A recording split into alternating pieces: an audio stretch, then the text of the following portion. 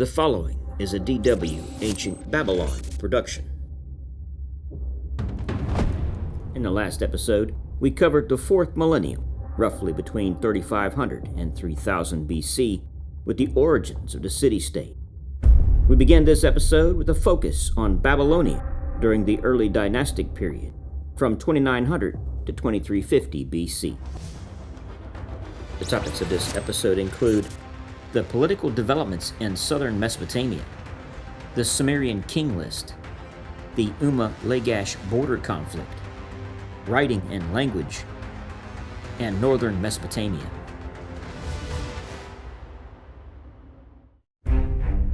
At the end of the Uruk period, around 3100 BC, the cultural influence of Babylon over the Near East declined.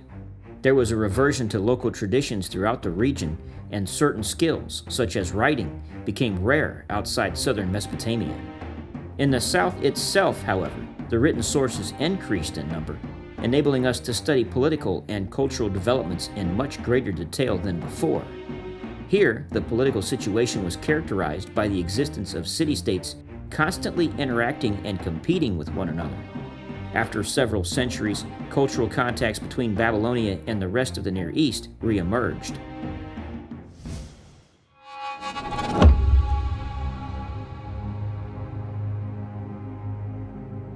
The basic element of the political organization of Babylonia at this time was the city-state, defined as an urban city directly controlling a hinterland with a radius of about 15 kilometers, where people lived in villages.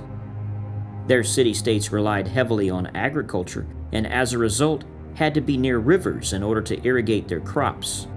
Located primarily along the Euphrates River, they learned to develop relatively short canals in order to expand their needs. Throughout Babylonia, about 35 city-states existed, more or less evenly divided over the region. The steppe lay between the cultivated and permanently inhabited zones and was used for seasonal animal herding and hunting. This area was only indirectly controlled by the urban centers. In the early 3rd millennium, Babylonia experienced a general population growth which was possibly accelerated by immigration or by the settling down of semi-nomadic groups. There was a regional trend toward urbanism, with the cities and the villages surrounding them becoming larger in size. The smaller hamlets seem to have disappeared.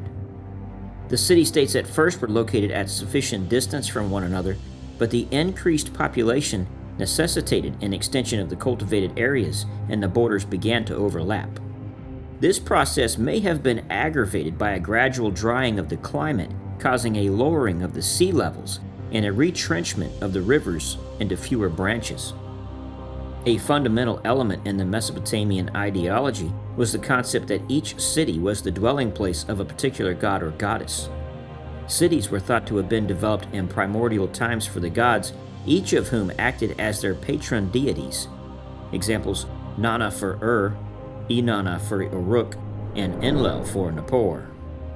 This concept was linked to the role of the temple. The temple's function as collector and distributor of agricultural resources was founded in the ideology that the god received them as gifts and redistributed them to the people. As a result, the head of the temple administration served as leader in the city, and the temple became the largest structure, sometimes built on an earthen platform towering over the other buildings.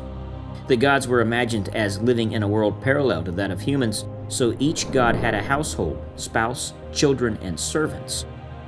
These dependent deities also had smaller temples and shrines in the cities, sized according to their status, and each city had a multitude of temples.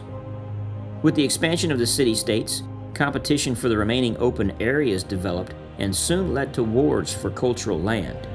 A leader's military rather than cultic role became of primary importance in such situations. As in the later Sumerian stories reflecting on this period, the people granted a war leader authority on a temporary basis only. In a moment of crisis, the popular assembly elected a strong man as leader, while that body controlled his movements. This system has been called primitive democracy and may have eventually led to a dynastic system under which rule was passed on from father to son. In the early dynastic period, we see the first appearance of the palace, identifiable as such by its residential plan. Moreover, documents at the time mentioned a new central institution, the Great House, which in later periods clearly refers to the royal household. This is distinct from the house of the city of God, the temple. The city-state Lagash during this period seems to document the attempt to harmonize the two bases of power. The last independent head of the state in the early dynastic period, around 2400 BC, was a usurper by the name of Uruk-agina. Early in his reign, he proclaimed a reorganization of the state, ostensibly removing control over the agricultural land from himself and his family and granting it to the city god and his family. However, he retained this property along with other sources of wealth by changing the household of his wife to the household of the city's goddess. The king ruled by divine favor, but he was totally in control of the god's earthly possessions, so any prior distinction between secular and divine authority had disappeared. Uruk-agina's measures turned out to be short-lived, but the merging of divine and earthly authority was not. Later kings all proclaimed that their powers derived from the gods, but they controlled temple property, and the actual basis of their power was their military skill.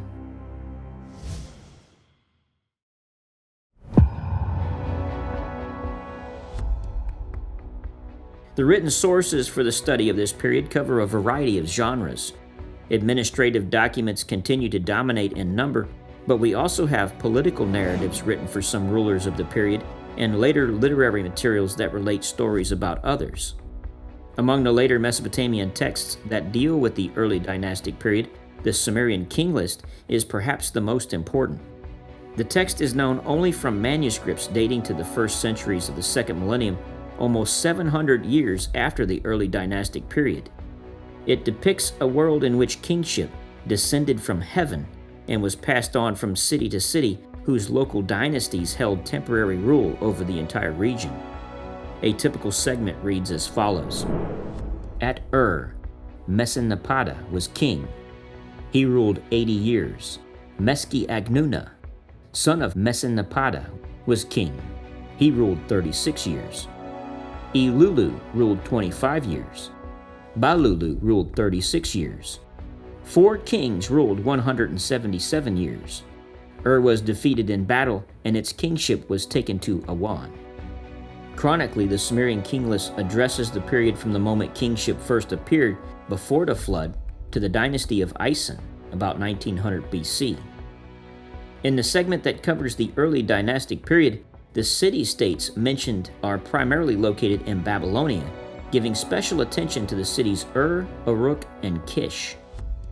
Also included are 3 non-Babylonian cities, Awan in the east, Hamazi in the north, and Mari in the west. From other evidence, we know that some of the kings listed consecutively ruled concurrently. The text enumerates them sequentially because the main ideological focus was that there was only one divinely legitimized ruler at a time, and that this divinely inspired kingship circulated among a restricted number of cities. The earlier parts of the Sumerian king list are legendary, however, assigning impossibly long reigns of thousands of years to mythological figures. In its final version, the king list was used by the kings of the Ison dynasty to legitimize their claim to supreme power in Babylonia, even though they did not politically control the entire area covered by the king list.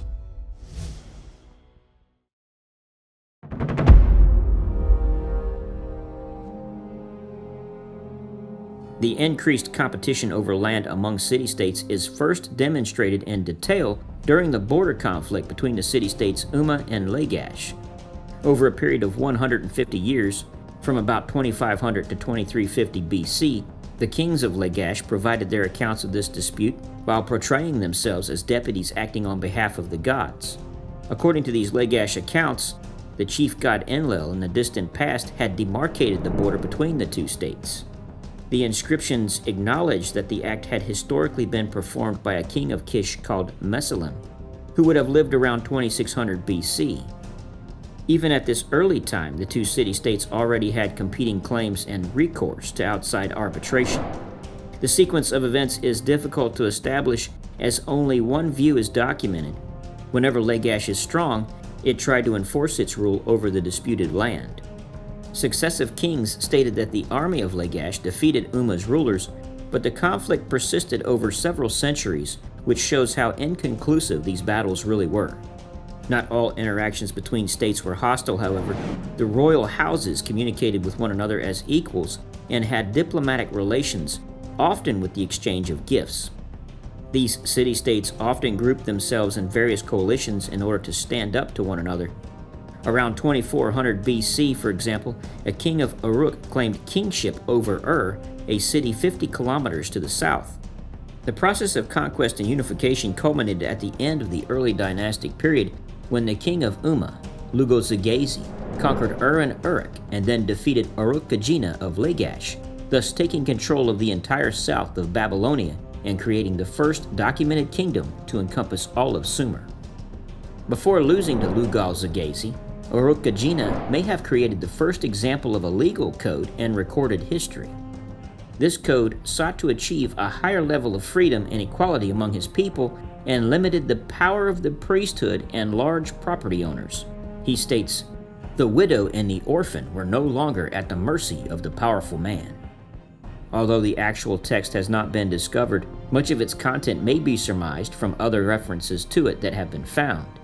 In this code, Uruk-Kagina exempted widows and orphans from taxes, compelled the city to pay for funeral expenses, and forced the rich to use silver when purchasing from the poor, while at the same time denying the rich to force the poor to sell if they did not wish to do so. There existed an overarching sense of religious unity that joined the cities of Babylon together.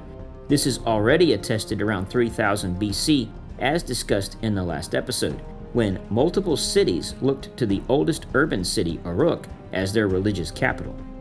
Here, various cities supported the cult of the goddess Inanna. At some point in the early dynastic period, the focus of the cult of Uruk shifted to the city of Nippur, in the center of Babylonia. Each Babylonian city was the domain of a god who resided there with his or her family of deities. These divine families were joined together in a common Babylonian pantheon that, by the late early dynastic period, was headed by Enlil, patron of the city of Nippur. He had supreme power in the divine world and demarcated, for example, the border between Umma and Lagash, according to the descriptions of the war between the two cities. Enlil's city Nippur attained a unique status that was to last until the 18th century BC. In the late 3rd millennium, all Babylonian cities were to provide support for its cult, and in the early 2nd millennium, political control over it gave a king the right to claim sovereign rule. Somehow, the priesthood of this militarily unimportant city had the authority to grant a special status to one of the many competitors. They seem to have had this power already in the early dynastic time, when kings of Adab, Kish, Lagash, Umma, and Uruk left short inscriptions at Nippur, suggesting that they sought to curry favor with its priesthood.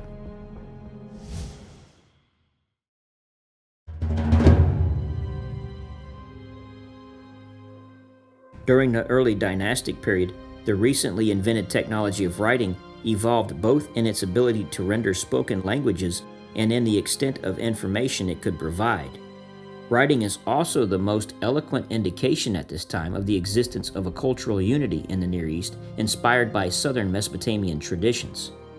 Scribal techniques and text genres used throughout the region were all developed in Babylonia.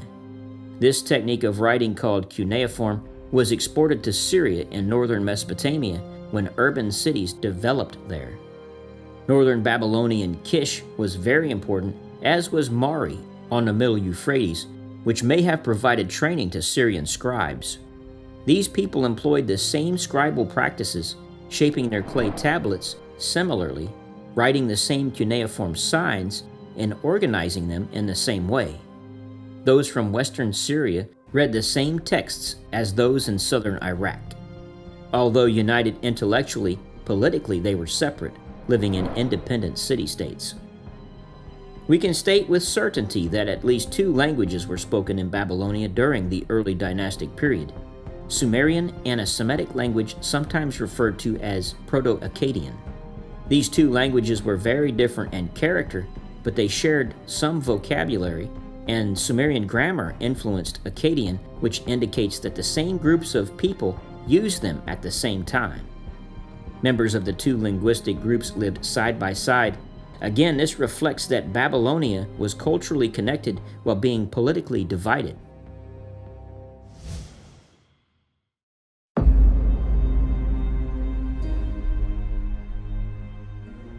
The agricultural regime of northern Mesopotamia and Syria differed from that of the south in that it relied on rainfall rather than river irrigation for growing crops. Larger areas had to be cultivated to feed the same number of people, and as a result, the cities in the north tended to be smaller than those in the south, with more of the population living in outlying villages. These cities were also more secular. Unlike in the south, where temples were the central and foremost institutions, palaces usually dominated the cityscapes. These cities were the centers of small states incorporating the surrounding countryside where villagers farmed. Settlements in the states were more spread out than in the south, and the hinterlands were larger. They were still in constant contact with one another. Kings and other foreign state representatives were often visitors at temple sacrifices and diplomatic marriages, where gifts were exchanged. Warfare was also a part of these contacts. Ebla had a long-lasting conflict with Mari, probably for control over the trade route to Babylonia, and for some time had to pay a heavy tribute. The political organization of the north, a much larger area than Babylonia, was still similar to the south in some ways. Urban centers were the seats of power that dominated the surrounding countryside, even if the northern states were geographically larger. The city of Kish, in the far north of Babylonia, functioned as an intermediate point between these two worlds. It maintained close contacts with both the northern and southern states and may have had a political organization that was based more on secular than on religious power. It is perhaps unsurprising then that a man from Kish, Sargon, would rise to power and upset the entire system. We'll discuss the creation of his empire in the next episode. Thank you for joining us.